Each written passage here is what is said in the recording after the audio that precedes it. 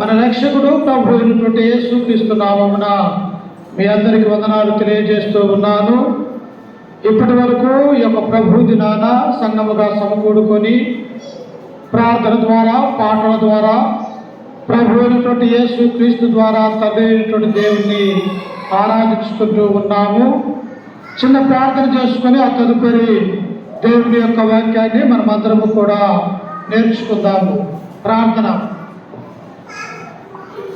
మమ్మల్ని మిక్కిలిగా ప్రేమించిన మా ప్రియ పరలోకపు తండ్రి, మీ ఘనమైన అత్యున్నతమైన నామానికి వందనాలు, స్తుతి స్తోత్రములు తండ్రి. గడిచిన కాలమంతయు, గడిచిన దినములన్నీ మమ్మల్ని కాచి కాపాడి మా యొక్క జీవితంలో తండ్రి మరొక శ్రేష్టమైన ఈ యొక్క ప్రభుత్వాన్ని మాకు అనుగ్రహించిన విధానాన్ని బట్టి నీ కృతజ్ఞతలు చెల్లిస్తూ ఉన్నాం తండ్రి. ఎక్కడైతే ఇద్దరు ముగ్గురు కూడి నా నామమున ప్రార్థన చేస్తారో వారి మధ్య నేను ఉంటానని సెలవిచ్చిన దేవా, ఈ ఉదయకాల సమయమును ఉంచి తండ్రి అయా ఈ మధ్యాహ్నం వరకు కూడా నీ యొక్క పాద సన్నిధానములో చేరి ఆయా ప్రార్థన ద్వారా, పాటల ద్వారా నిన్ను మహింపరచుకుని ఉన్నాం.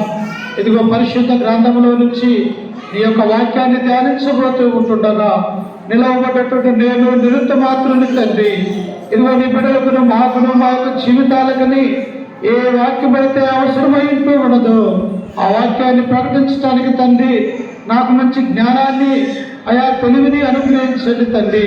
ఇదిగో అంధకార శక్తుల్ని, సైతాన్ శక్తుల్ని, అల్లరి శక్తుల్ని మీరు దూరపరచండి తండ్రి. నీ కృప, నీ ప్రేమ మా మీద ఉంచి మాకు సహాయం అనుగ్రహించగలరని యేసు పరిశుద్ధ నామమున ప్రార్థించి అడిగి వేడుకుంటున్నాము తండ్రి. ఆమేన్. క్రీస్తునందు ఈ యొక్క ఉదయకాల సమయంలో కూడి వచ్చిన సకల పరిశుద్ధులను మన రక్షకుడు ప్రభు అయినటువంటి యేసుక్రీస్తు నామమున మరొకసారి మీకు వందనాలు తెలియజేస్తూ, అదేవిధంగా మరి ప్రతి ప్రభు దినాన పరిశుద్ధ గ్రంథంలో నుంచి దేవుని యొక్క మాటల్ని మనం నేర్చుకుంటూ, దేవుని యొక్క వాక్యాన్ని చదువుకుంటూ, ధ్యానించుకుంటూ ఆత్మ సంబంధంగా దేవుని మనమందరము కూడా ఉంటూ ఉన్నాం. అందుకనే ప్రతి ఆదివారం కూడా బైబిల్లో నుంచి ఒక్కొక్క అంశాన్ని మనం నేర్చుకుంటూ ఉన్నాం. ఏంటంటే అనేకమైనటువంటి అంశాలు నేర్చుకున్నాం. అలాగనే యొక్క మధ్యాహ్న కాల సమయంలో కూడా ప్రభు అయినటువంటి యేసుక్రీస్తు ఎందుకు ఈ యొక్క లోకానికి రావాల్సినటువంటి అవసరత వచ్చి ఉన్నది, అలాగనే తండ్రి అయిన దేవునికి మానవుడి ఎలా ఒక సంకల్పం ఉన్నది, అలాగే ఈ భూమిని, ఆకాశమును మానవుడు నిర్మించటంలో దేవుని యొక్క చిత్తం ఉన్నదని మనం గ్రహించాలి ప్రియులారా. ఏంటిదంట? యేసుక్రీస్తు వారి యొక్క భూలోకానికి రావాల్సినటువంటి అవసరత ఎందుకు ఏర్పడ్డది అంటే, భూమి మీద, ఆకాశమున మానవులను నిర్మించటంలో దేవుని యొక్క చిత్తం ఉన్నదని మనం గ్రహించాలి ప్రియులారా.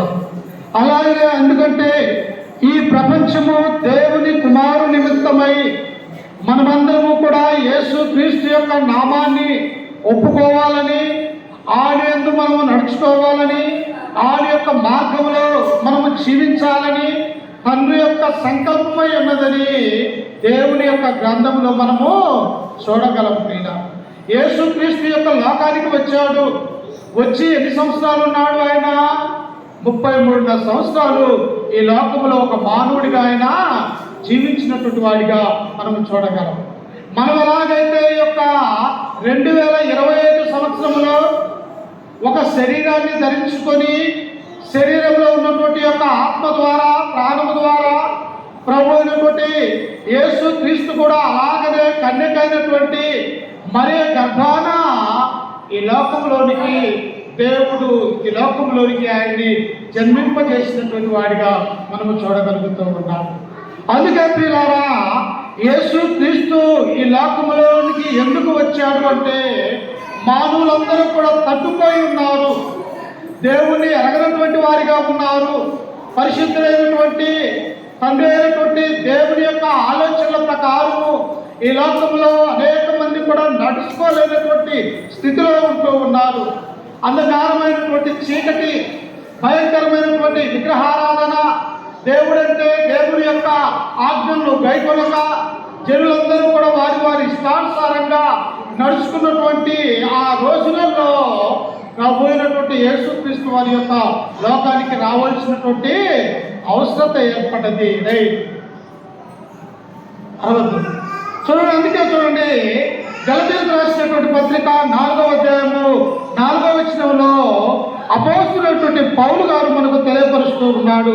ఒకసారి చూడండి, గలతీయులకు రాసినటువంటి అపోస్తలుడైనటువంటి పౌలు గారు గలతీయులకు రాసినటువంటి పత్రిక 4వ అధ్యాయము 4వ వచనాన్ని చదువుకుందాము. అయితే కాలము పరిపూర్ణమైనప్పుడు దేవుడు తన కుమారుణ్ణి పంపెను. ఆయన స్త్రీ యందు పుట్టి మనము స్వీకృత పుత్రులము కావాలని ధర్మశాస్త్రమునకు లోబడి ఉన్న వారిని విమోచించుటకై ధర్మశాస్త్రమునకు లోబడిన వాడు ఆయన. ఎప్పుడొచ్చాడట? కాలము పరిపూర్ణమైనప్పుడు. ఏ కాలము పరిపూర్ణత కావాలా? యేసు క్రీస్తుకు ముందే యూదులందరూ కూడా దాసులుగా ఉండాలా? అలాంటి ప్రపంచాన్ని ఏలినటువంటి 4 రాజ్యాలు బైబిల్లో ఉన్నట్టుగా మనం చూస్తూ ఉన్నాం. ఎవరెవరు వాళ్ళు? మొదటిగా బబులోను రాజ్యము, రెండవదిగా వచ్చేసి గ్రీకు మాదియా పారసిక రాజ్యము, 3 వచ్చేసి గ్రీకుల సామ్రాజ్యము, 4 రోమా సామ్రాజ్యము. ఈ 4 రాజ్యాలు కూడా ప్రభు రాకడకు సూచనలు అయినట్టుగా ఈ గ్రంథంలో మనము చూడగలం ప్రియులారా. అంటే యూదులు శ్రమ అనుభవించాలా, యూదులు దాసులుగా ఆ బబులోను రాజ్యంలో నెబుకద్నెజరు కింద దాసత్వంలో 70 సంవత్సరాలు వారు అక్కడ ఉన్నారు. ఆ తర్వాత మాదియా పారసికుల కింద, ఆ తర్వాత వారు యెరూషలేములోని తమ యొక్క దేవాలయాన్ని కట్టుకోవాలని దేవుని యొక్క చిత్తం ఉంటూ ఉన్నప్పుడు పారసిక రాజు అయినటువంటి కోరేషు ద్వారా ఇంచుమించు 50,000 మంది యెరూషలేము వచ్చి దేవాలయాన్ని కట్టుకున్నటువంటి వారిగా మనం చూడగలం. అంటే కాలము పరిపూర్ణమైనప్పుడు దేవుడు ఏం చేశాడంట? తన కుమారుని ఈ లోకంలోనికి పంపించినటువంటి వాడిగా మనం చూడగలుగుతూ ఉన్నాం. యేసుక్రీస్తు యొక్క లోకానికి రాకపోతే, దేవుడి యొక్క చిత్తము మన ఎడల నెరవేర్చకపోతే మానవునికి అనేది, పాప క్షమాపణ అనేది లేనటువంటి వారిగా మనం చూస్తూ ఉన్నాం. అందుకని అపోస్తలుడైనటువంటి పౌలు అంటూ ఉన్నాడేనా, అయితే కాలము పరిపూర్ణమైనప్పుడు దేవుడు తన కుమారుణ్ణి పంపెను. ఎవరు పంపినమ్మా? దేవుడు పంపాడు. తండ్రి అయినటువంటి దేవుడు మన గురించి ఆలోచన చేసి ఈ భూమి మీద కూడా నాకు అనేక మంది కుమారులుగా కుమార్తెలు కావాలి అని, ఆ పరలోక రాజ్యం అనే నిత్య రాజ్యంలో ప్రతి ఒక్క పురుషుడు కానీ స్త్రీ కానీ దేవదూతల వలె జీవించాలని, ఎల్లప్పుడూ దేవుని సింహాసనం ముందు ఆయనను మనం ఆరాధించాలన్నటువంటి ఉద్దేశాన్ని కలిగి తండ్రి అయినటువంటి దేవుడు తన కుమారుడైనటువంటి యేసుక్రీస్తు వారిని లోకానికి పంపించినాడు. ప్రియులారా, యేసుక్రీస్తు ఈ లోకానికి వచ్చాడు. వచ్చిన తర్వాత ఆయన 33 సంవత్సరాలు మన మధ్యలో జీవించినప్పటికీ కూడా ఎన్నో అద్భుతాలు ఆయన యొక్క జీవితంలో జరిగించాడు. ప్రియులారా, ఎన్ని లెక్కలేనటువంటి అద్భుతాలు ఆయన యొక్క జీవితంలో మానవులకు ఆయన జరిగించినటువంటి వాడిగా మనం చూస్తూ ఉన్నాం. ఓ పక్క అనారోగ్యం కలిగినటువంటి వారిని ఆయన స్వస్థపరిచి ఉన్నాడు. అలాగనే చనిపోయినటువంటి వారిని సైతము ఆయన లేపినటువంటి వాడిగా మనము చూడగలము. అనేకమైనటువంటి శ్రమలు కూడా ఈ భూమి మీద ఉన్నప్పుడు క్రీస్తు మన కొరకు అనుభవించినటువంటి వాడిగా ఈ యొక్క బైబిల్లోనే మనము చూడగలము. ఎందుకు అంటే ఈ లోకంలో ఉన్నటువంటి ఏ మానవుడు కూడా నశించిపోకూడదు. ఏ ఒక్క మానవుడు కూడా సాతాను యొక్క ఆలోచన ప్రకారం జీవించకూడదు. ఏ ఒక్క మానవుడు కూడా ఇదిగో నరకానికి పోకూడదు అని తండ్రి అభిష్టము కనుక తండ్రి యొక్క చిత్తాన్ని నెరవేర్చడానికి ప్రభు అయినటువంటి యేసుక్రీస్తు యొక్క లోకానికి వచ్చినటువంటి వాడిగా మనం చూడగలుగుతూ ఉన్నాం. ఆయన వచ్చిన తర్వాత చూడండి ఒకసారి ఎక్కడికి వెళ్తూ ఉన్నాడో. లూకా సువార్త 19వ అధ్యాయము, లూకా సువార్త 19వ అధ్యాయము 1వ వచనాన్ని చదువుకుందాం. లూకా సువార్త 19 1వ వచనము. ఆయన సంచరించుచు ఎరుకో పట్టణములో ప్రవేశించును. ఎవరంట? పెద్దల కడ లేచి నా యొక్క బిడ్డలకి, నా యొక్క సహోదరులకు దేవుని యొక్క వాక్యాన్ని చెప్పాలి. వారికి ఇదిగో తండ్రిని వారికి పరిచయం చేయాలా. ఆయన మహిమా స్వరూపమైనటువంటి తండ్రి, ఆయన యొక్క చిత్తానికి ప్రతి ఒక్కరూ కూడా లోబడాలా. ఆ యొక్క యేసు క్రీస్తునందు విశ్వాసం కలిగి ఉండాలి అని చెప్పేసి ఆయన ఇప్పుడు ఎక్కడికి వెళ్తూ ఉన్నాడు అంటే ఆయన సంచరించుచు ఎరుకో పట్టణములో ప్రవేశించిన. ఎరుకో పట్టణం అంటే ఆటది చెప్పించినటువంటి పట్టణం. అది ఎరుకో అనగా ఎంతో దుర్మార్గమైనటువంటి పాపముతో కూడినటువంటి దేవుని యొక్క ఆజ్ఞను అతిక్రమించి ఉన్నటువంటి ప్రజలు ఎక్కడ ఉన్నారు అంటే ఆ ఎరుకో పట్టణంలో ఉన్నట్టుగా మనం చూస్తూ ఉన్నాం. అందుకనే ఆ ఎరుకో గురించి దేవుడు మన గురించి ఆలోచన చేస్తూ ఉన్నప్పుడు ప్రియులారా, యెహోషువ కాలములో ఎరుకో పట్టణాన్ని గురించి కొంత సమాచారము యెహోషువ గ్రంథంలో దేవుడు మనకు ఇచ్చి ఉన్నాడు. చూడండి ఒకసారి యెహోషువ గ్రంథము 2వ అధ్యాయము 1వ వచనాన్ని చదువుకుందాం. ఏంటి ఈ పట్టణానికి ఉన్నటువంటి ప్రాముఖ్యత, ఈ పట్టణాన్ని గురించి దేవుని యొక్క ఆలోచనలో ఏమున్నది అన్నటువంటి విషయాన్ని గురించి మనం ఆలోచన చేద్దాం. చూడండి ఒకసారి యెహోషువ గ్రంథము 2వ అధ్యాయము 1 నుంచి మనం చదువుకుందాం. నూరు కుమారుడైన యెహోషువ లేబిన వారైన 2 మనుషులను పిలిపించి, మీరు పోయి ఆ దేశమును ముఖ్యముగా ఎరుకోను చూడుడని వారితో చెప్పి షిత్తీము నది నుండి వారిని రహస్యముగా పంపెను. ఎవరి కాలానంట? యెహోషువ కాలాన ఇశ్రాయేలు ప్రజలు ఇదిగో ఐగుప్తు దేశం అనే బానిసత్వంలో నుండి దేవుడు విడిపించి పాలు తేనెలు ప్రవహించినటువంటి కానాను దేశానికి నడిపిస్తున్నటువంటి ఆ సమయంలో ఈ యొక్క యెహోషువ వారికి నాయకుడిగా ఉన్నట్టుగా మనం చూస్తూ ఉన్నాం. నాయకుడిగా ఉన్నప్పుడు ఆ యొక్క ఇశ్రాయేలు ప్రజలను నడిపిస్తూ ఉన్నాడు. ప్రియులారా, ఒక్కొక్క దేశాన్ని, ఒక్కొక్క రాజ్యాన్ని, ఒక్కొక్క పట్టణాన్ని, ఒక్కొక్క గ్రామాన్ని జయించుకుంటూ ఇదిగో కానాను దేశానికి వెళ్ళాలి. మనము దేవుడు చూపించినటువంటి ఆ యొక్క పరలోక రాజ్యానికి సాదృశ్యమైనటువంటి ఈ పట్టణానికి, మన దేశానికి మనం వెళ్ళాలని దేవుడు ఆలోచిస్తూ ఉన్నాడు కనుక ఇప్పుడు వారు ఎక్కడ ఉన్నారు అంటే షిత్తీములో దిగి ఉంటూ ఉన్నారు. ప్రియులారా, దిగి యెహోషువ ఏం చేస్తూ ఉన్నాడంట? 2 వేగుల వారిని ఇదిగో మీరు ఎరుకో పట్టణానికి వెళ్ళండి. ఎరుకో పట్టణంలో ఉన్నటువంటి ప్రజలు ఎలాంటి వారు ఎంత సౌన్నతులై ఉన్నారా?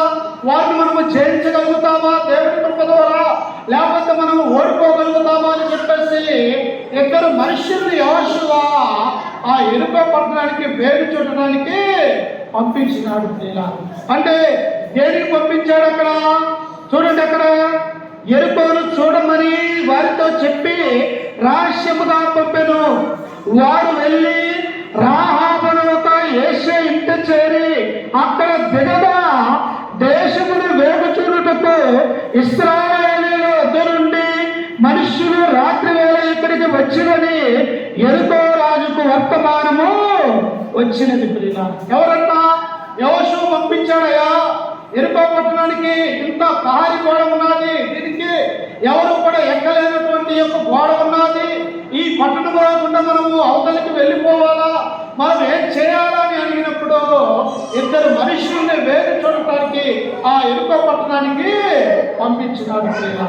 ఓ పట్టణాన్ని జయించాలంటే, ఒక దేశాన్ని జయించాలంటే ఆ దేశం యొక్క బలమేమిటో, ఆ దేశంలో ఉన్నటువంటి బలహీనతలు ఏమిటో, అక్కడ ఏం జరుగుతూ ఉన్నదో మనం వారిని ఎలా చేయించగలము అని ముందుగా నాడున్నటువంటి వారు నాయకులైనటువంటి వారు కొంతమందిని వేలు చూడటానికి వారి యొక్క దేశంలోనికి మారువేషంలో పంపిస్తారు. ప్రియులారా, అప్పుడు వారు ఎక్కడికి వచ్చారు అంటే ఆ ఎరికో పట్టణంలో ఉన్న ఒక గోడ మీద ఒక ఇల్లు కట్టుకున్నటువంటి రాహాబు అనే వేశ్య ఇంటికి వారు వచ్చి ఎక్కడికి వచ్చారమ్మా?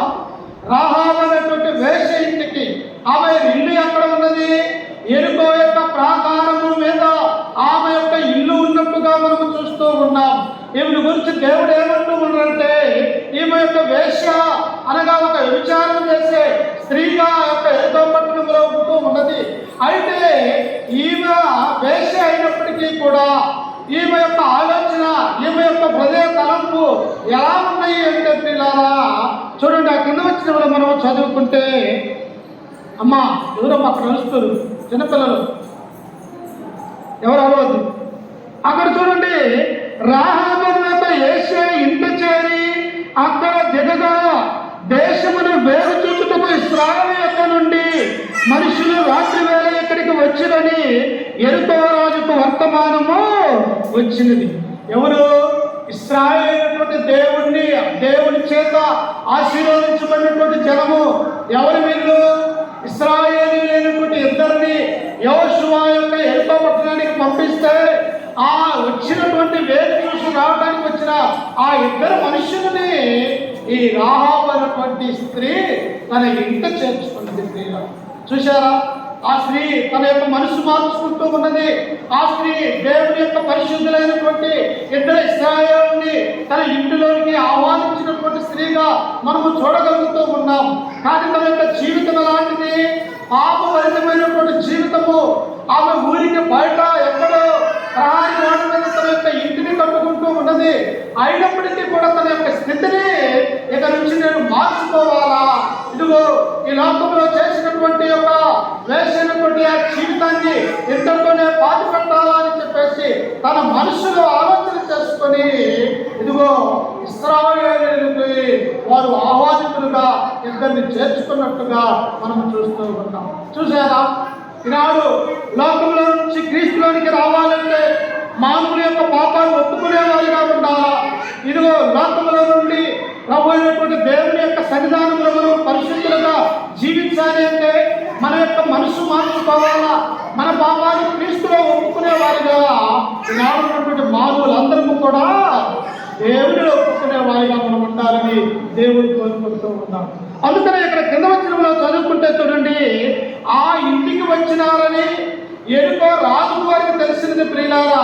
అప్పుడు ఆ ఇంటికి మనుషులను పంపించి ఆ యెరికో రాజు ఏమంటూ ఉన్నాడో చూడండి, అతడు నీ యొద్దకు వచ్చి నీ ఇంట చేరిన ఆ మనుషులను వెలుపలికి తీసుకుని రమ్ము, వారు ఈ దేశమంతటిని వేరు చూచుటకై వచ్చిరని చెప్పుటకు రాహాబునొద్దకు మనుషులను పంపగా ఆ స్త్రీ ఆ ఇద్దరు మనుషులను తోడుకొని వారిని దాచిపెట్టి, మనుషులు నా యొద్దకు వచ్చిన మాట నిజమే, వారెక్కడి నుండి వచ్చినో నేను ఎరగను అంటున్నది.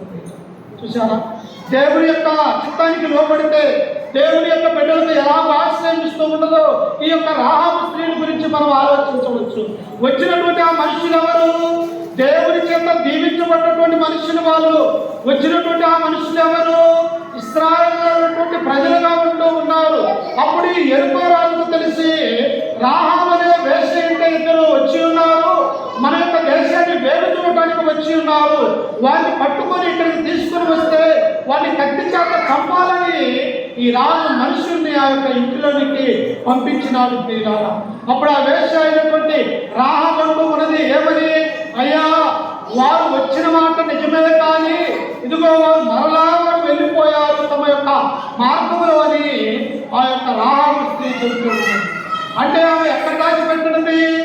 ఒక ఆమె ఎక్కడ దాచిపెట్టినదంటే ఆ స్త్రీ ఆ ఇద్దరు మనుషులు తోడుకొని వారిని దాచిపెట్టి ఎక్కడంట జనప కట్టెలు వారిని దాచిపెట్టారు.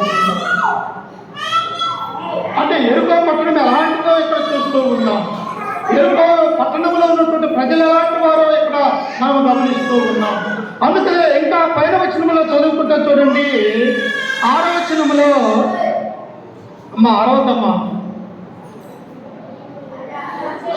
అని చెప్పి పంపి తన మిద్దె మీదకి ఆ ఇద్దరిని ఎక్కించి దాని మీద రాసి వేసి ఉన్న జనప కట్టెలో వారిని దాచిపెట్టెను. చూశారా? రాహాబు యొక్క స్త్రీ దేవుని యొక్క బిడ్డలుగా ఉన్నటువంటి వారిని చేర్చుకోవటమే కాదు, ఎక్కడ అబద్ధము చేస్తే యెరికో పట్టణంలో ఉన్నటువంటి రాజు సైతము కూడా ఈ యొక్క రాహాబు స్త్రీని చంపడానికి సిద్ధముగా ఉంటూ ఉన్నాడు స్త్రీలలో. కానీ ఈ లోకంలో నా ప్రాణము కంటే ముఖ్యముగా దేవుని యొక్క బిడ్డలకు ఆశ్రయించటము మేలు. ఇదిగో నాకంటే కూడా ఈ యొక్క దేవుడి చేత దీవించబడినటువంటి ఈ మనుష్యులకి నేను సహాయం చేస్తే దేవుడు నాకు సహకారిగా ఉంటాడని ఈ యొక్క రాహాబు స్త్రీ అనుకుంటూ ఉన్నది. చూసారా, మన యొక్క జీవితంలో కూడా మనము నిజమైనటువంటి క్రైస్తవులుగా, నిజమైనటువంటి విశ్వాసులుగా, లేకపోతే దేవుడి యందు భయభక్తులు కలిగినటువంటి వారిగా మనము కూడా ఎలా ఉండాలని దేవుడు కోరుకుంటున్నాడు అంటే రాహాబు స్త్రీ వలె ఉండాలని దేవుడు కోరుకుంటూ ఉన్నాడు. అందుకని యేసు ప్రభువు అంటాడు, అయ్యా ఇదిగో నా పేరుట వచ్చువాడికి గుట్టెడు మంచి నీళ్ళు ఇచ్చినా తమ పొలము పరలోక రాజ్యంలో పోగొట్టుకునే వాళ్ళు అంటున్నాడు. అంటే ఈ దేవుడి పేరుట వచ్చిన ఎవరినైనా కూడా మన ఇంట్లోనికి ఆహ్వానించుకొని ఇదిగో గుట్టెడు చల్లనీళ్ళు ఇచ్చినా కానీ తమ ఫలము పోగొట్టుకొను, వారు ఆశీర్వదించబడతారు అని ఈ గ్రంథంలో మనము చూస్తూ ఉన్నాం. చూసారా ప్రియులారా, రాహాబు అనేటువంటి స్త్రీ ధైర్యంగా ఉంటూ ఉన్నది. రాహాబు అనే స్త్రీ ఎరుకో పట్టణమైనటువంటి రాజుకు భయపడటం లేదు. రాహాబు అనేటువంటి స్త్రీ ఆ యొక్క గర్భ కట్టెలో వారిద్దరిని కూడా దాచిపెట్టి వారికి మేలు చేసినట్టుగా మనం చూస్తూ ఉన్నాం. నేను ఆ జీవితంలో కూడా మనము కూడా ఎలా ఉండాలా? ఇతరులకు మేలుకరంగా ఉండాలా, ఇతరులని క్రీస్తులోనికి నడిపించే వారిగా ఉండాలా. ఈ లోకంలో నశించిపోతున్నటువంటి మన సహోదరుల్ని, అలాగే మన యొక్క గ్రామంలో ఉన్నటువంటి వారిని, లేకపోతే మన యొక్క రక్త సంబంధుల్ని, బంధువుల్ని అందరూ కూడా ఈ లోకంలో నశించుకోకుండా చేతనైన మట్టుకు మనం ఏం చేయాలంటే, అమ్మ క్రీస్తులోనికి మార్పు చెందండి, ఇదిగో దేవుడిని నమ్ముకోనండి. ఈ లోకం అనేది చిన్న జీవితం, ఈ లోకంలో మన యొక్క జీవితము అది మనము కూడా ఇతరులు క్రీస్తులోనికి నడిపించేటువంటి ఒక బాధ్యతను కలిగి ఉండాలి. అందుకని ఇక్కడ రాహాబు స్త్రీ ఏం చేసినది? అదే ఎరుకో రాజుకు యొక్క ఇశ్రాయేలు ప్రజలు రేపు చూడటానికి వచ్చిన ఈ ఇద్దరు దొరికితే వారిని చంపడానికి అవకాశం ఉంటూ ఉన్నది.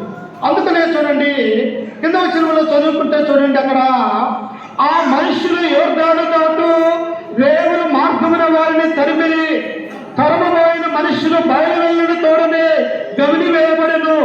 ఆ వేగుల వారు పండుగరప మునుపు ఆమె వారున్న మిద్ది మీదకెక్కి వారితో ఇట్లను, యెహోవా ఈ దేశమును మీకిచ్చుచున్నాడనియు, మీ వలన మాకు భయము పుట్టుననియు, మీ భయము వలన ఈ దేశ నివాసులందరికీ ధైర్యము చెడునని నేను ఎరుగుదును. ఏంటి?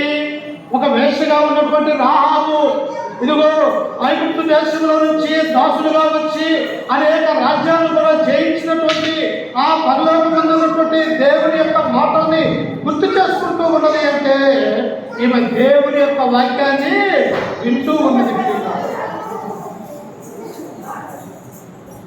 అమ్మ ఏం చేస్తూ ఉన్నదంట? ఈమె దేవుని యొక్క వాక్యాన్ని వింటూ ఉన్నది, దేవుని యొక్క ప్రజల యొక్క ఆలోచనలు వింటూ ఉన్నది. యెహోషువ ద్వారా, మోషే ద్వారా చేసినటువంటి ఆ యొక్క రాజ్యాలన్నీ కూడా కూలిపోయాయి, వారితో ఎవరు కూడా శత్రుత్వం పెట్టుకోకూడదు అని చెప్పేసి ఈ యొక్క ఎరుకో పట్టణంలో ఉన్నటువంటి ఈ రాహాబు అనేటువంటి స్త్రీ దేవుని యొక్క మాటలు వినే స్త్రీగా ఉంటూ ఉన్నది. అందుకని ఏమన్నాడు? రోమిలకు రాసినటువంటి పత్రిక 10:15 అంటాడు, కాగా వినుట వలన విశ్వాసము కలుగును, వినుట క్రీస్తు గురించిన మాట వలన కలుగును. అంటే ఏది వినాలా? దేవుడి యొక్క మాటలు వినాలా. అందుకనే ప్రభు అయినటువంటి యేసు క్రీస్తు అంటాడు, ఆయన అనేక చోట్ల పరలోక రాజ్య మర్మాల గురించి తెలియజేస్తూ చెవులు గలవాడు వినుడుగాక అంటాడు. అంటే మానవుడు అన్న తర్వాత చెవులు ఇవ్వలేదా దేవుడు? 2 కళ్ళు ఇచ్చాడు, 2 చెవులు ఇచ్చాడు, మాట్లాడడానికి నోరిచ్చాడు, 2 చేతులు ఉన్నవి, 2 కాళ్ళు ఉన్నవి. అలాగే నేను చెప్పే మాటలు చెవి గలవారు వినుడు కాక అని క్రీస్తు ప్రభు అంటూ ఉన్నారు. ప్రియులారా, ఎందుకో తెలుసా? ఆనాడు కూడా యేసుక్రీస్తు వారు దేవుని యొక్క వాక్యాన్ని ప్రకటిస్తూ ఉన్నప్పుడు, పరలోక రాజ్య మర్మాలు తెలియజేస్తూ ఉన్నప్పుడు వారు వినకుండా అనేక మంది కూడా ఆయన నుంచి దూరం అయిపోయినటువంటి వారిగా మనము చూస్తూ ఉన్నాం. అందుకనే దేవుడు ఏమంటున్నాడు? చెవులు గలవాడు నా మాటను వినుడు కాక. అంటే ఏ చెవులు? అందరికీ చెవులు ఉంటాయి, కానీ వినే చెవులు ఎవరికైతే ఉంటాయో, ఆ విని గ్రహించే చెవులు ఎవరైతే ఉంటారో వారు వింటారు వాక్యము అని చెప్పేసి ప్రభు అయినటువంటి యేసుక్రీస్తు వారు అంటూ ఉన్నారు. అందుకని ఈ యొక్క రాహాబు స్త్రీ వారి గురించి ఏమంటూ ఉన్నది? యెహోవా ఈ దేశమును మీకిచ్చుననియు. ఎవరిస్తారంటమ్మా? నీకు ఆస్తి కానీ, నీకు ఐశ్వర్యం కానీ, నీకు కుమారులు కానీ, కుమార్తెలు కానీ, లేకపోతే నీకు ఇల్లు కానీ, కోడళ్ళను కానీ, లేకపోతే మనవలను కానీ, మనవరాలను కానీ, లేకపోతే నీకు అన్నదమ్ములు కానీ, రక్త సంబంధికులు కానీ ఎవరిస్తారు? మన తండ్రి అయినటువంటి దేవుడు మాత్రమే మనకు ఇవ్వగలడు అని మనం గుర్తుంచుకోవాలి. ఇక్కడ కూడా స్త్రీ ఏమంటూ ఉన్నది? యెహోవా దేవుడు ఈ యెరికో పట్టణాన్ని మీకు ఇస్తాడని నేను విని ఉన్నాను, ఈ ప్రజలు భయం చేత చచ్చిపోతూ ఉన్నారు అంటూ ఉన్నారు. ఇశ్రాయేలు జనం ఎంతమందో తెలుసమ్మా? ఇంచుమించు 30 లక్షల మంది జనం. మన గ్రామంలో ఎంతమంది ఉంటామో తెలుసా? 580, లేకపోతే చిన్నపిల్లలు, యవనస్తులు, వృద్ధులు అందరూ కలుపుకుంటే ఒక 570 మంది ఉంటాం. కానీ ఈ జనం ఎంతమంది? 6 లక్షల నుంచి 30 లక్షల మంది జనము. ఎక్కడికి పోయినా కానీ 30 లక్షల మంది జనము ఒక పట్టణానికి వెళ్ళిపోతే, ఈ 30 లక్షల మంది జనము ఒక దేశం మీద పడితే ఆ దేశం నిలవగలుగుతుందా? అందుకే ఈ రాహాబు స్త్రీ అంటూ ఉన్నది, యెహోవా దేవుడు ఈ దేశాన్ని మీకు ఇచ్చునని నేను ఎరుగుదును, మా ప్రజలైనటువంటి యెరికో పట్టణంలో ఉన్న ప్రజలు భయము చేత చచ్చిపోతూ ఉన్నారు అని ఆ ఇశ్రాయేలుని తోటి ఆమె మాట్లాడుతూ ఉంటుంది. ప్రియుల చూసారా? ఆమె యొక్క హృదయంలో ఎవరున్నారంట? దేవుడు ఉన్నాడు. ప్రియుల ఆమె యొక్క హృదయంలో ఏమున్నది? దేవుడి యొక్క వాక్యాన్ని నిలుపుకొని ఉన్నది. ఆమె యొక్క హృదయంలో ఏమున్నది? దేవుడి యొక్క భయం ఉన్నది. ప్రియులారా అందుకనే యెహోవా యందు భయభక్తులు కలిగి ఉండుట తెలివికి మూలము. ప్రియులారా అంటే యెహోవా యందు భయము, భక్తి, విశ్వాసము కలిగి ఉంటే నీకేమొస్తుంది? జ్ఞానం అనేది వస్తుంది, తెలివి అనేది వస్తుంది. తెలివి జ్ఞానం ఒక మనిషికి ఉన్నప్పుడు ఈ లోకంలో ఎవరితో ఎలా ఉండాలా, ఎవరితో ఏం మాట్లాడాలా, దేవుడి యొక్క సన్నిధానములు ఎలా ఉండాలా, దేవుడి యొక్క వాక్యం వినే విషయంలో ఎలా ఉండాలా, మన మధ్యలో ఎవరు ఉన్నారు అని ఆ యొక్క జ్ఞానంతో మనం ఆలోచన చేసుకోగలము. అందుకనే దేవుడు అంటాడు, యెహోవా యందు భయభక్తులు కలిగి ఉండుట తెలివికి మూలము అని సామెతల గ్రంథంలో మనం చూస్తూ ఉన్నాం. ఈ యొక్క స్త్రీ కూడా యెహోవా యందు భయం కలిగి ఉన్నది, యెహోవా యందు భక్తి కలిగి ఉన్నది. తన పాప జీవితాన్ని తీసివేసుకున్నది, తన వేసేటువంటి ఆ జీవితాన్ని అందరితోటి వదిలివేసుకొని దేవుని ప్రజలని తన యొక్క ఇంటిలో జనప కట్టెలో ఆమె దాచిపెట్టి ఆ వారిని ఆహ్వానించినటువంటి స్త్రీగా ఈ రాహాబు స్త్రీని మనం చూస్తూ ఉన్నాం. వెంటనే చూడండి వారు ఏమంటూ ఉన్నారు. మనం అక్కడ చదువుకుంటే కింద వచనములో 10వ వచనాన్ని, 2వ అధ్యాయం యెహోషువ గ్రంథము 2వ అధ్యాయం 10వ వచనము, మీరు ఐగుప్తు దేశంలో నుండి వచ్చినప్పుడు మీ ఎదుట యెహోవా ఎర్ర సముద్రమును నీరును ఎలాగూ ఆరిపోజేసును, యోర్దాను తీరమునున్న అమోరీయుల 2 రాజులైన సీహోనుకును ఓగుకును మీరేమి చేసుతురో అనగా మీరు వారిని ఎలాగూ నిర్మూలన చేసుతురో ఆ సంగతి మేము వింటిమి. మన దేవుడు ఏం చేశాడంట? ఇశ్రాయేలు ప్రజలందరూ కూడా నడిచిపోతూ ఉన్నారు. వారి దగ్గర యుద్ధ సామాగ్రి ఏమీ లేదు. ప్రియులారా వెనక ఎవరు వస్తూ ఉన్నారంట? ఫరో యొక్క సైన్యం వస్తూ ఉన్నది. కానీ ముందేమున్నది? మోసే ముందు ఎర్ర సముద్రం ఉన్నది. ప్రియులారా వెనక చూస్తేమో ఫరో సైన్యము రథములతో, గుర్రాలతో, సైనికులతో, కత్తులతోటి ఇశ్రాయేలు ప్రజలను చంపడానికి వస్తూ ఉన్నారు. ముందు చూస్తేనేమో సముద్రం, ఎర్ర సముద్రము. ఏం చేయాలి? వెనక్కి పోదామంటే వారు చంపుతారు, ముందు పోదామంటే సముద్రం వరబడి మనము చనిపోతాము.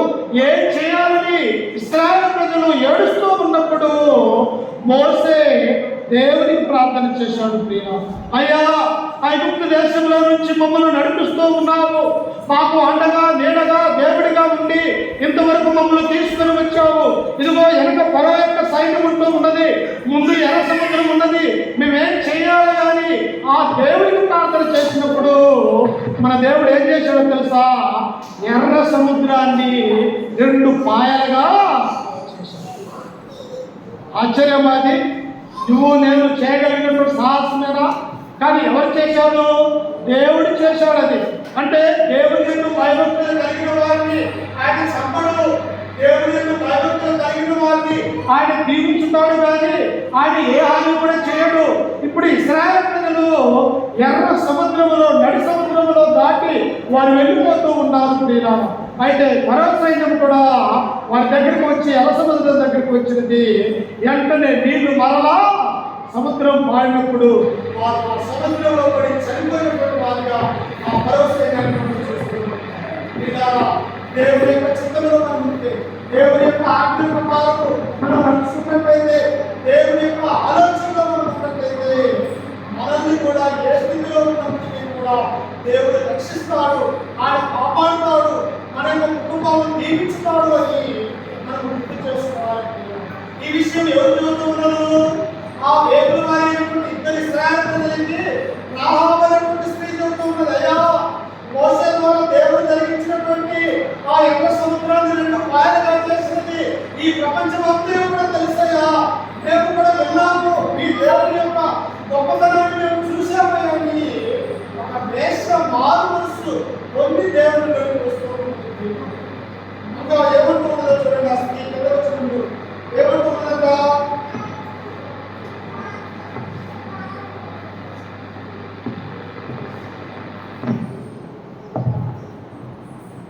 ఇంకా ఏమంటున్నదో చూడండి, అమోరీయుల ఇద్దరు రాజులైన షిహోనుకును ఓగుకును మీరేమి చేసిద్దరో అనగా మీరు వారిని ఎలాగో నిర్మూలము చేసిద్దరో ఆ సంగతి మేము వింటిమి. మేము వినినప్పుడు మా గుండెలు కరిగిపోయాను. మీ దేవుడైన యెహోవా పైన ఆకాశమందును క్రింద భూమి అందును దేవుడే, మీ ఎదుట ఎట్టి మనుష్యునికైనను ధైర్యం ఏమాత్రము ఉండదు. ఉంటుందా? మన పక్కన మనము ఏమంటాడు దావీదు మహారాజు? ముందు ఫిలిష్తీయుడు ఉన్నాడు, 8 మూరల జారుడు గొల్యాతు ఉన్నాడు, తన మీద శిరస్సు పెట్టుకున్నాడు, పక్కలలో కావాల్సినటువంటి యుద్ధ సామాగ్రి పెట్టుకున్నాడు. ఇశ్రాయేలు ప్రజలందరినీ కూడా చూసి ఏమంటున్నాడంట, ఇదిగో మీరంతా నా కింద, మిమ్మల్ని నేను చంపుతాను అని చెప్పేసి ఆయన అంటూ ఉన్నాడు. అప్పుడు ఇశ్రాయేలు ప్రజలందరూ కూడా భయముతో వణికిపోతూ ఉన్నారు. అయ్యా, ఈ 8 మూరల 7 మూరల జనుడైనటువంటి ఈ గొల్యాతుని ఎలా చంపాలో, మేము ఏం చేయాలని ఇశ్రాయేలు ప్రజలు వణికిపోతూ ఉన్నప్పుడు ఇదిగో యవ్వనుడుగా బాలుడుగా ఉన్నటువంటి ఆ దావీదు అక్కడికి వచ్చి ఏమంటాడో తెలుసా? ఏం జరుగుతూ ఉన్నది ఇక్కడ? ఏంటి యుద్ధానికి సన్నద్ధులై ఉన్నారు? ఈ గొల్యాతు అనేవాడు పిచ్చి కొందరు పోతూ ఉన్నాడు ఏంటి అని అక్కడ ఉన్నటువంటి వారిని అడిగినప్పుడు, అయ్యా, ఎవరైతే గొల్యాతును చంపుతాడో వారికి సౌలు యొక్క కుమార్తెను ఇస్తానన్నాడు. అలాగనే కాదు, రాజ్యంలో తన భాగం పడిస్తానని ఇదిగో చాటుకు వేశాడు సౌలు. అప్పుడు దావీదు మహారాజు అంటాడు, సున్నతి కలిగినటువంటి మన ఎడల సున్నతి లేనటువంటి ఈ ఫిలిష్తీయుడు ఎంత యుద్ధము యెహోవా అనేది ఒక సన్న రాయిని, నులుపు రాయిని తీసుకొని ఒడిశాల పట్టుకొని ఒక్క ఏటికే గొల్యాతును చంపినాడు. చూసారా? అక్కడ ఎవరు కొన్ని లక్షల మంది ఉన్నప్పటికీ కూడా భయపడిపోతూ ఉన్నారు. ఎందువల్ల? కానీ వాటిలో దేవుని యొక్క భయం లేదు, దేవుని యొక్క విశ్వాసం లేనటువంటి వారిగా మనం చూస్తూ ఉన్నాం. కానీ దావీదులో ఏమున్నది? ఈ గొల్యాతు ఎంతటి వాడు, నేను చేస్తున్నది ఎవరితోటి? నా పక్షాన దేవుడు ఉన్నాడు, ఈ గొల్యాతు అనేవాడు ఎంతటి వాడు అని చెప్పేసి అతన్ని ఒక్క రాయితోటి నొదట కొడితే వెంటనే పడి చనిపోయినటువంటి వారిగా మనం చూస్తూ ఉన్నాం. అందుకని రాహాబు స్త్రీ అంటున్నది, అయ్యా, మీ దేవుడైనటువంటి యెహోవా ఎలాంటి వాడో తెలుసా? భూమికిని ఆకాశమునికిని ఇందులో ఉన్న సమస్త మానవాళికి కూడా ఆయనే దేవుడై ఉన్నాడు. మేము విన్నప్పుడు మా గుండెలు కూడా కరిగిపోయినాయి మీ దేవుడి గురించి అని ఈ రాహాబు స్త్రీ తన విశ్వాసాన్ని వెదజల్లుతూ ఉంటుంది. ప్రియులారా, ఈ రాహాబు స్త్రీ నుంచే ప్రభు అయినటువంటి యేసుక్రీస్తు వారు వచ్చారు. ఈ రాహాబు స్త్రీని గర్భం నుంచే దావీదు మహారాజు వచ్చాడు. ఈ రాహాబు స్త్రీ నుంచే అనేక సంతానాలు ఈ భూమి మీద పెట్టి వచ్చినటువంటిగా మనం చూస్తూ ఉన్నాం. అంటే దేవుని యొక్క విశ్వాసం ఉంటే, దేవుని యొక్క భయం ఉంటే, నీవు ఏ స్థితిలో ఉన్నప్పటికీ కూడా, నువ్వు ఏ పాపంలో కూరుకుపోయినప్పటికీ కూడా దేవుడు నిన్ను పైకి లేవనెత్తువాడని మనం గుర్తించుకోవాలన్నా. అయితే మనం ఏం చేయాలా? మనం దేవుడి సన్నిధిలోనికి రావాలి. దేవుని ఇష్టపూర్తిగా విశ్వాసం ఉంచాలా, ఆయన ఎదుట మనము భయం కలిగి ఉండాలి, ఆయన ఎదుట మనం భక్తి కలిగి ఉండాలి. ఎరుకో పట్టణం అనేది చెప్పిపోయిన పట్టణమైనప్పటికీ కూడా అందులో ఉన్నటువంటి ఈ స్త్రీ త్వరలో క్రీస్తులో రక్షించబోతూ ఉన్నట్టుగా మనం చూస్తూ ఉన్నాం. ఇంకా కింద వచనంలో మనం చదువుకుంటే చూడండి ఏమైనా ఉన్నది. 12వ వచనంలో చూడండి, నేను మీకు ఉపకారము చేసిన కనుక మీరును నా తండ్రి ఇంటికి ఉపకారము చేసి నా నిజమైన ఆనవాలు ఇచ్చి నా తండ్రియు నా తల్లియు నా అన్నదమ్ములను నా అక్క చెల్లెళ్లను వారికి కలిగి ఉన్న వారందరూ చావకుండా బ్రతకనిచ్చి రక్షించినట్లుగా దయచేసి యెహోవా తోడని ప్రమాణము చేయండి. ఏమంటున్నాట? అక్కడికి వచ్చినటువంటి ఇద్దరు ఇశ్రాయేలు తోడుతూ ఉన్నారు. ఏమంటున్నది? అయ్యా, మిమ్మల్ని నేను ఎరుకో రాజు నుంచి, ఎరుకో సైన్యంలో నుంచి మిమ్మల్ని నేను రక్షించామయ్యా. అయితే మీరు ఈ దేశం మీదకి వచ్చి ఈ దేశం మీద యుద్ధం చేస్తూ ఉన్నప్పుడు ఇదిగో నా తల్లి ఉన్నది, నా తండ్రి ఉన్నారు, నా అన్నదమ్ములు ఉన్నారు, నాతో పాటు నా అక్క చెల్లెలు ఉన్నారు.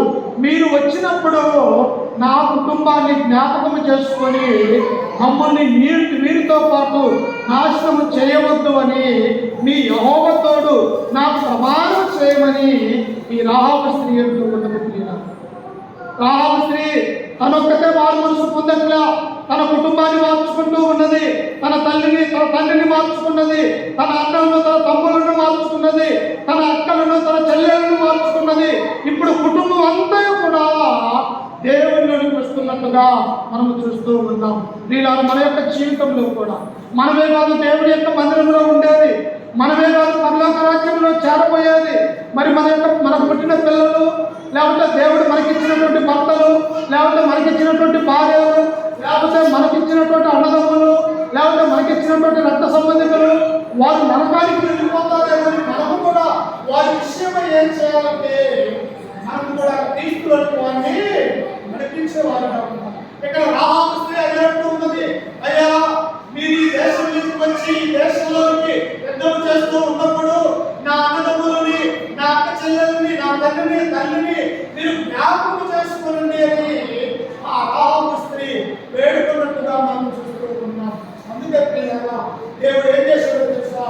ఎప్పుడైతే ఎరుకో పట్టణానికి ఇశ్రాయేలీయులు వచ్చారో 7 మార్లు ఆ ప్రహరీ చుట్టూ వారు ప్రదక్షిణలు చేస్తూ 7వ మారు కోరలు మొదగా ఆ ఎరుకో పట్టణము సమూల నాశనం అయిపోయినట్టుగా మనం చూస్తూ ఉన్నాం. వారు ఏ ఒక్కరిని కూడా చంపలా, ఏ ఒక్కరిని కూడా రక్తంతో కత్తితోటి వారిని చంపలా. దేవుడు ఏం చేయమన్నాడు? 6 రోజుల పాటు ఆ ఎరుకో దేశం చుట్టూ, ఆ ప్రహరీ గోడ చుట్టూ మీరు దేవుడిని స్తుతించుకుంటూ, దేవుడిని ఆరాధించుకుంటూ మీరు తిరగండి. 7వ రోజు దాని అంతటికి అదే కూలిపోతుంది అని ఇశ్రాయేలు ప్రజలకు దేవుడు చెప్పినప్పుడు వారందరూ కూడా ఎరుకో గోడ చుట్టూ 6 రోజుల పాటు తిరిగి 7వ రోజు తిరుగుతూ ఉన్నప్పుడు ఆ ఎరుకో పట్టణం అంతా నాశనం అయిపోయింది. అయితే ఎవరు రక్షింపబడ్డారు? రాహాబు అనే వేశ్య, వారి యొక్క కుటుంబము దేవుడిలో రక్షింపబడ్డట్టుగా మనం చూస్తూ ఉన్నాం. నేను ఆ జీవితంలో పడుతున్నాను. అందుకని ఎఫెసీయులకు రాసినటువంటి పత్రిక 2వ అధ్యాయం 2వ వచనంలో ఏమంటాడో తెలుసా? మీ అపరాధముల చేతను మీ పాపముల చేతను చచ్చిన వారు ఉండగా ఈ యొక్క రాహాబు స్త్రీ కూడా ఎలా ఉన్నది? పాపముతో, వ్యభిచారముతో, వేశ్యముతో తన యొక్క జీవితాన్ని పాడు చేసుకున్నప్పటికీ కూడా తిరిగి క్రీస్తులో ఒక గొప్ప విశ్వాసరాలుగా హెబ్రీయులకు రాసినటువంటి పత్రిక 11వ అధ్యాయము విశ్వాసం యొక్క వీరుల జాబితాలో ఈమె పేరున్నట్టుగా మనం చూస్తున్నాం. అంటే ఈమె గురించి యేసు క్రీస్తు వారు కూడా ఈమె గురించి మాట్లాడినారు. అంటే రాహాబు యొక్క విశ్వాసము చూడండి, రాహాబు ఇశ్రాయేలు చేసింది చూడండి అని యేసు క్రీస్తు కూడా స్వయంగా ఈ రాహాబు స్త్రీ గురించి మాట్లాడినట్టుగా మనం చూస్తూ ఉన్నాం. అందుకని నీ నా జీవితంలో కూడా, మన యొక్క జీవితంలో కూడా ఏం చేయాలా? దేవుడి యొక్క భయం కలిగి ఉండాలా, దేవుని యొక్క భక్తాన్ని ఉండాలా, దేవుని యొక్క ఆలోచన ప్రకారం జీవించాలా. ఈ యొక్క రాహాబు అనేటువంటి స్త్రీ తన పాపాన్ని అంతా కూడా వదిలివేసుకున్నది, దేవునిలో కొత్త జీవితాన్ని కావాలనుకున్నది. అది మాత్రమే కాదు, తన కుటుంబ సభ్యులందరూ కూడా ఆ దేవుని యొక్క భయం కూడా కలిగి ఉండాలని వారందరినీ కూడా మార్చినటువంటి స్త్రీగా ఇక్కడ మనం చూస్తూ ఉన్నాం. చివరిగా ఒక మాట గురించి చదువుకొని ముగించుకుందాం. చూడండి, హెబ్రీయులకు రాసినటువంటి పత్రిక అపోస్తలుడైన పౌలు గారు హెబ్రీయులకు రాసినటువంటి పత్రిక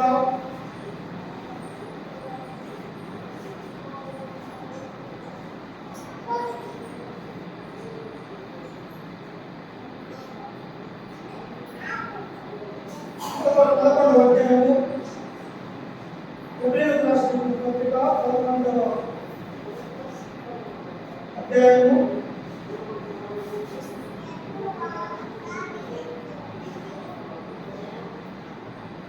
అక్కడే ఉంటుంది.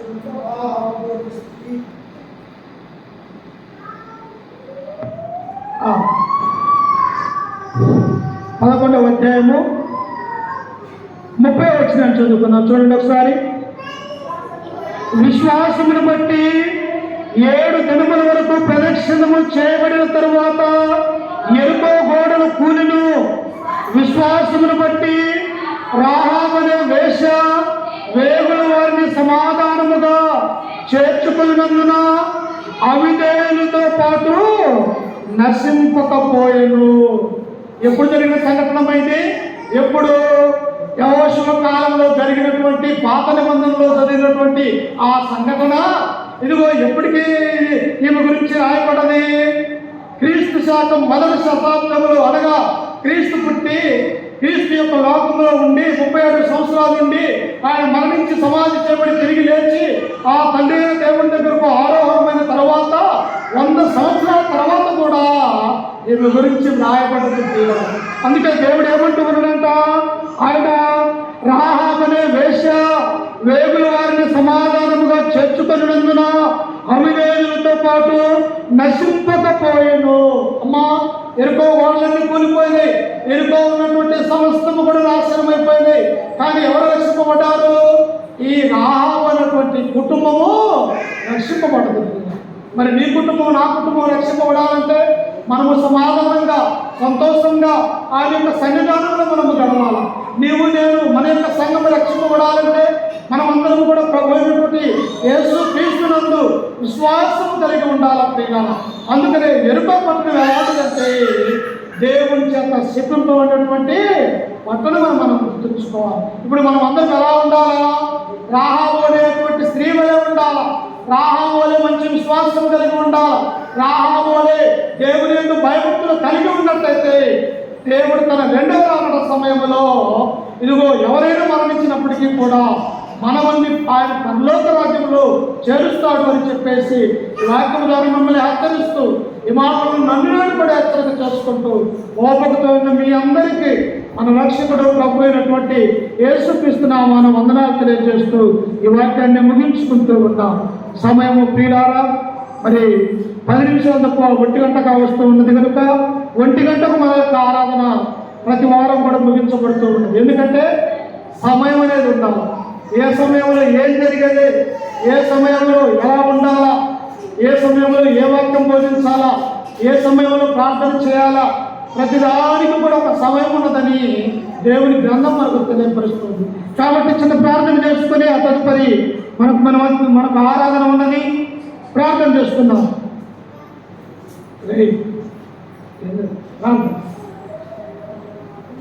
సకల ఆశీర్వాదకు కారణాభూతుడైన మా ప్రియా పరలోకపు తండ్రి, నీ ఘనమైన అత్యున్నతమైన నామానికి వందనాలు, స్తుతి స్తోత్రములు తండ్రి. గడిచిన కాలమంతయు, గడిచిన దినములన్నీ మమ్మల్ని కాచి కాపాడి మాట జీవితంలో